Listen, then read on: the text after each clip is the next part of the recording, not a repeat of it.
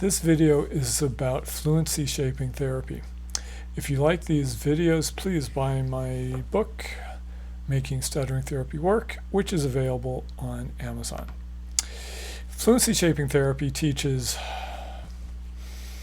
relaxed diaphragmatic breathing and slow speech with stretched vowels and voiced consonants, vocal fold awareness and control, and relaxed articulation, lips, jaw, and tongue. Fluency shaping techniques are not normal speech. Fluency shaping speech sounds weird. As the last chapter explained, fluency shaping is done with closed loop speech motor control, where you learn to speak fluently. You then increase speed and force to make fluent speech automatic and effortless. Your speech then sounds normal. Now, to get started, the first fluency shaping technique we're going to talk about is stretched syllables. So slow speech is not a fluency shaping target. So this is slow speech. I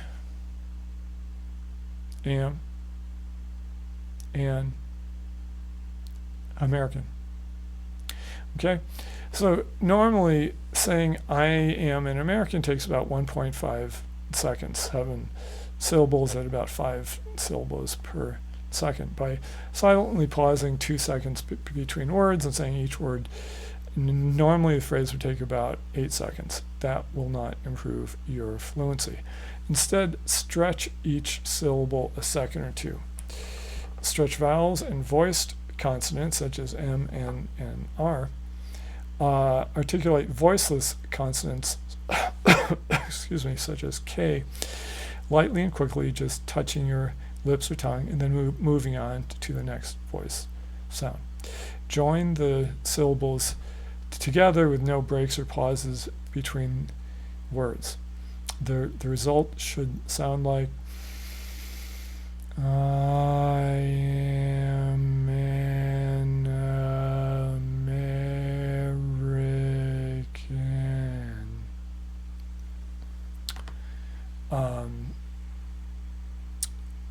You can also substitute voiced consonants for voiceless consonants. So instead of saying American,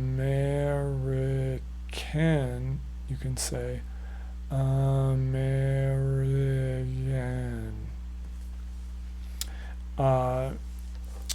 Stretch each syllable equally. So in other words, American should take 4 times longer to say than I. Don't make American the same length as I. Start with stretching. So this is a test I do with a lot of people, and a lot of people fail. I tell them to repeat after me. I do what I just did, and they say, I am an American. That's wrong. You have to say they're making each word the same length. It's not the goal here. The goal is to make each syllable the same length. So start with stretching each syllable 2 seconds. Okay, it's very slow. It's like I am an American.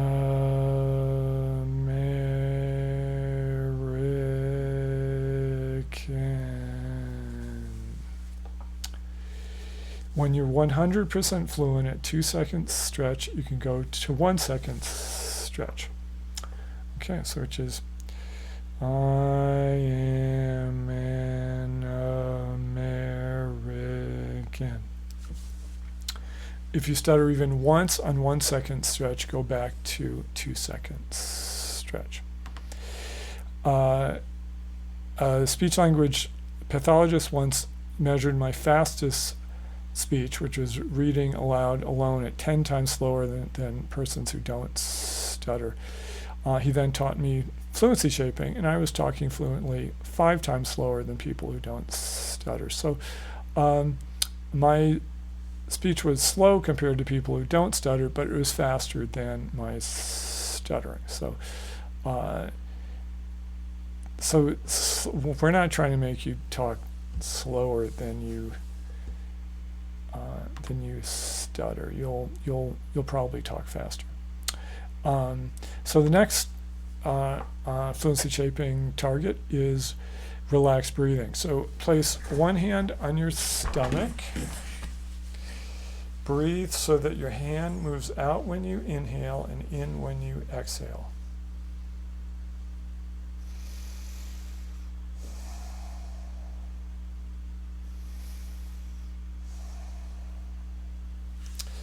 Notice that you're taking many small breaths. Your inhale time and exhale times are equal.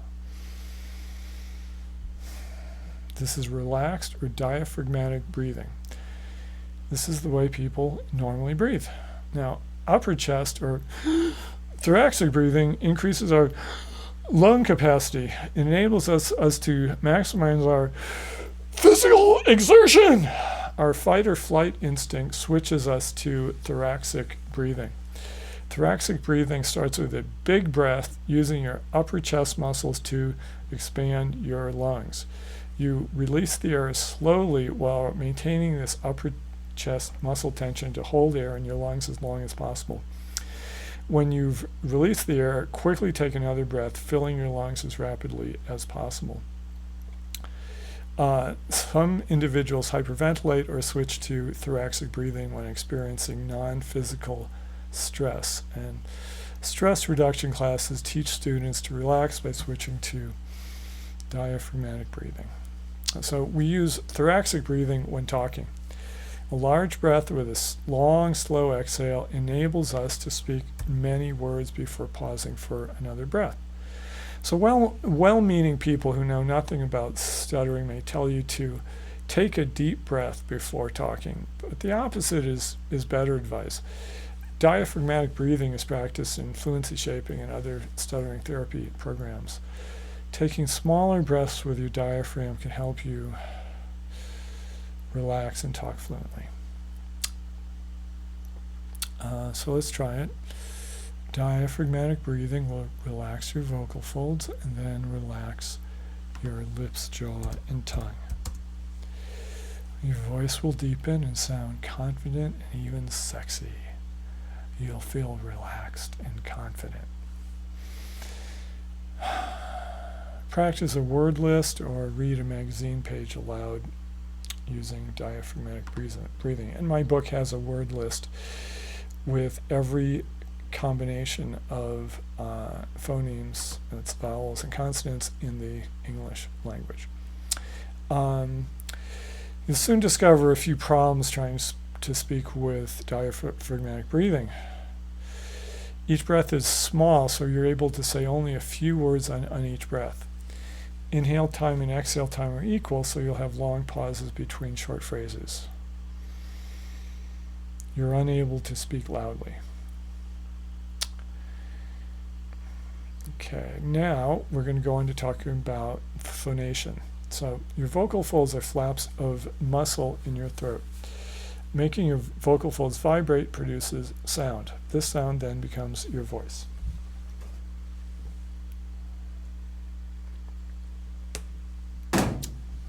Vocal fold vibration is called phonation. Two conditions produce phonation. First, you release air from your lungs. Next, you tension or tighten your vocal folds. So place your fingers on your throat, exhale and hum.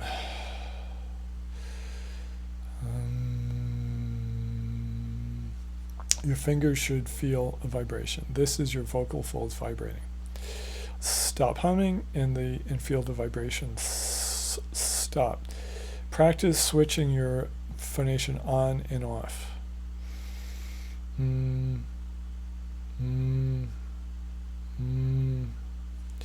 vary your phonation in two ways. Change your volume, louder or quieter, and change your pitch. Hum up and down the musical scale. So,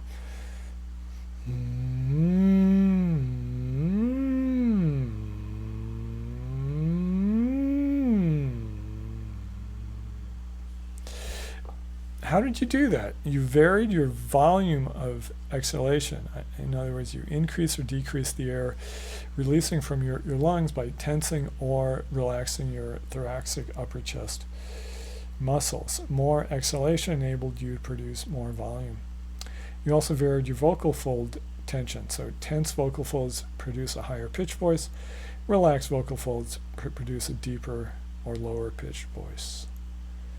Tense your vocal folds as hard as you can. You'll block your throat, not allowing any air to escape. If you take a deep breath and then block your throat, your increased lung pressure makes your chest stronger. Like inflating a tire to carry a heavy load, this is effective for lifting a heavy weight. But it's not a good way to talk. Practice one more aspect of phonation. Take a deep breath and hold it, tense your vocal folds, and then release air.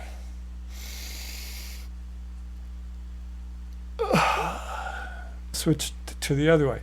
Take a deep breath, release a little air, then tense your vocal folds.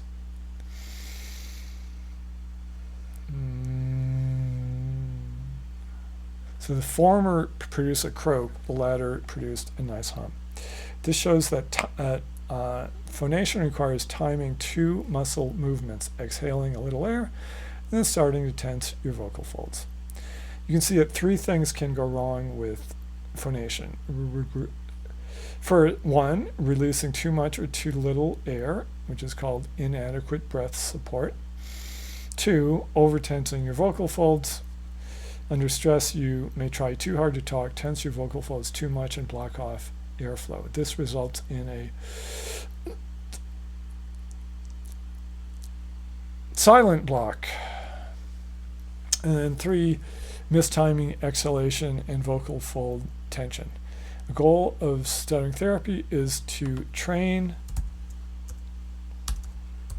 the person who stutters to consciously breathe, release a little air, gently tense his vocal folds, and then begin to talk. This exercise is called gentle onsets or easy onset.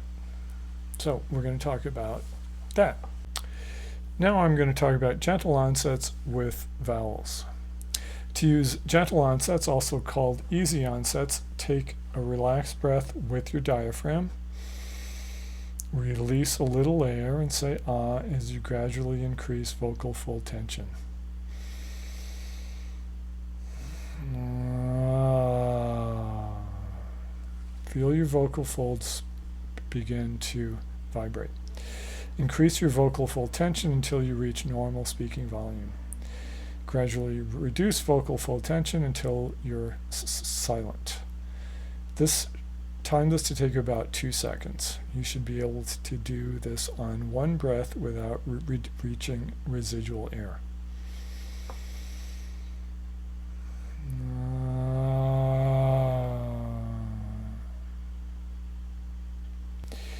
Now we'll talk about gentle onsets with words. So to say dog, stretched over 2 seconds, begin with a quiet, gentle D sound, switch to the vowel sound, and gradually increase vocal volume. After 1 second, gradually reduce vocal volume, switch to the G sound, and stop vocal fold vibration. Dog.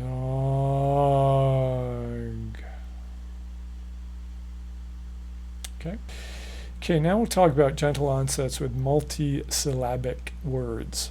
Practice using a gentle onset on each syllable. Get loud on each syllable. On the consonants, relax, go quiet, and lightly and quickly articulate the sounds. That should be on the voiceless consonants. For example, on American, you start with a gentle onset on the initial open your mouth wide at the loudest point in the phonation contour. So American. Okay. Take the sound down in volume while at the same time closing your mouth to articulate the voiced M. Bring the up in volume. Again, open your mouth wide at the lowest point in the phonation contour. Take the sound down in volume while at the same time reducing your jaw opening, but don't close your lips to articulate the voiced R. Open your mouth wide again for the I sound on the third syllable, and now you get to the only voiceless sound in American. But before the K sound, take down the volume on the I vowel, whisper the K. If you block, you drop the I volume too fast. Try again with a long, slow decline in volume on the I. Articulate the K lightly for just a moment. If you still block on the K, change it to a voiced G. In other words, say American. And use another gentle onset on the final vowel. Reduce your volume on the final voiced N consonant. American. Okay. The result is an abnormal sounding sing-song speech pattern. Your jaw opens and closes noticeably on each syllable. While you won't want to talk like this for the rest of your life, for practice or in stressful situation, this technique helps you use gentle onset, continuous phonation, and a slower speaking rate. Now we're going to talk about reduced articulatory pressure. This third set of speech muscles after respiration and phonation are your articulators, your lips, jaw, and tongue. These muscles form your vocal fold humming, your phonation into sounds and words. If you phonate without moving your lips, jaw, and tongue, all that comes out of your mouth is humming. The goal of this last target is to relax these muscles. I should say relax these articulation muscles. Reduced articulatory pressure is also called soft targets. So lightly touch your tongue for the T, lightly close your lips for the B. Keep your speech production muscles relaxed for all sounds. The wrong way is to tense your lips and tongue and jaw too much and hold this tension too long. Okay, you've learned to stretch and emphasize vowels. Now work on de-emphasizing consonants. That should be de-emphasizing voiceless consonants. Voiceless consonants. If you stretch and emphasize vowels and de-emphasize voiceless consonants, you should be able to speak fluently. Which leaves the question: what do you do with the voiced consonants? Well, you can stretch them if you want, or you can de-emphasize them. So read a word list or magazine page aloud. Again, like I said, my book has a word list of all the combinations of sounds in the English language. Feel how your lips, jaw, and tongue move to change sounds. Say each word with normal articulation tension. Then say the word again with tense articulation. Then say the word again with relaxed articulation. Some stuttering therapy programs at this point devote many hours to teaching the person who stutters the correct lips, jaw, and tongue position for each of the 40-plus sounds of English. This is unnecessary, in my opinion. Stuttering is not an articulation disorder. People who stutter don't, in general, misarticulate words. For example, saying W instead of V. for example, saying voice instead of voice. Like stutterers don't do that. Persons who stutter instead only need to relax their lips, jaw, and wait. That's not what we only need to do. All we have to do with our lips, jaw, and tongue is to relax them. This is the easiest part of fluency shaping therapy. Now I'm going to talk about knowledge of results, which is also called feedback. The associative stage of motor learning requires feedback. In sports, this is called knowledge of results, or KR. For example, in golf or tennis, you see where the ball goes after you hit it. Playing golf or tennis while wearing a blindfold would be difficult. Feedback quality is affected by KR speed. If you hit 10 golf balls while blindfolded, then find one of the balls 150 yards away, you won't know what you did to hit it so far. Feedback quality is also affected by KR accuracy. If you and your partner each hit a golf ball and one ball goes 150 yards, but you don't know whose ball it was, you have inaccurate feedback. Or the observer gets bored. If you hit golf balls for hours and have a person telling you how far the balls go, sooner or later the person will stop paying attention. Now I'm going to talk about which fluency skills need feedback. When you're learning fluent speech motor skills, you need knowledge of results. Some skills are easy to observe. For example, resting your hand on your stomach tells you whether you're using diaphragmatic breathing or thoracic breathing.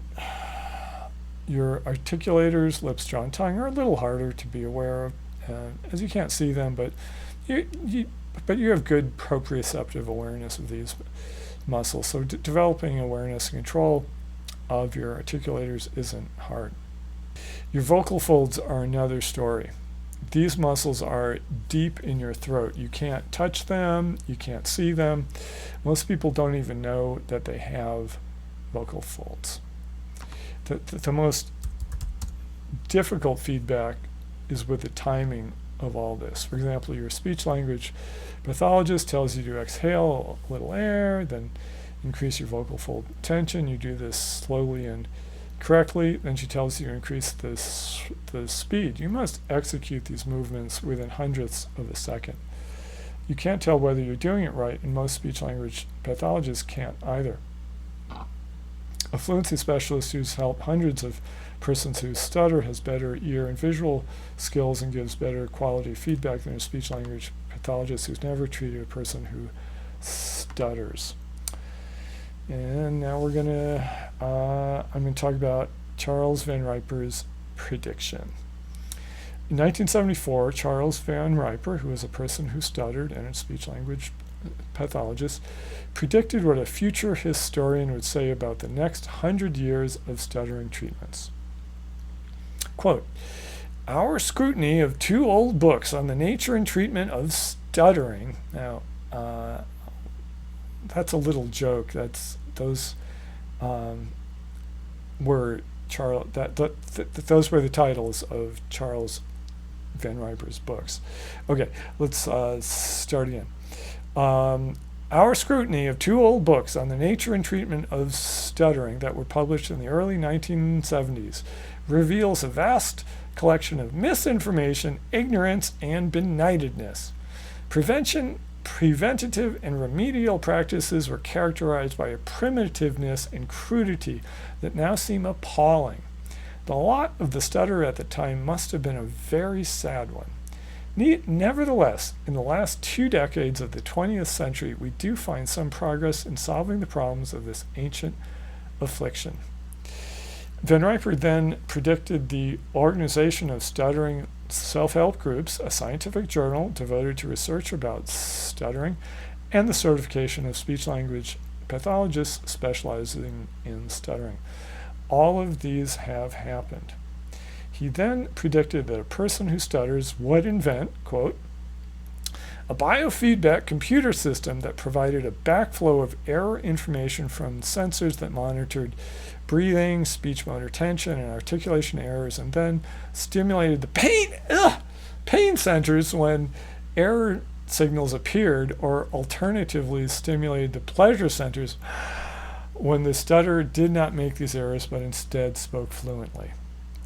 The biofeedback computer system was able to make adult stutterers completely fluent after just a few hours in the speech clinic, and use of a portable device produced carryover fluency, and the subjects were able to stop using the device after only a month of intensive therapy.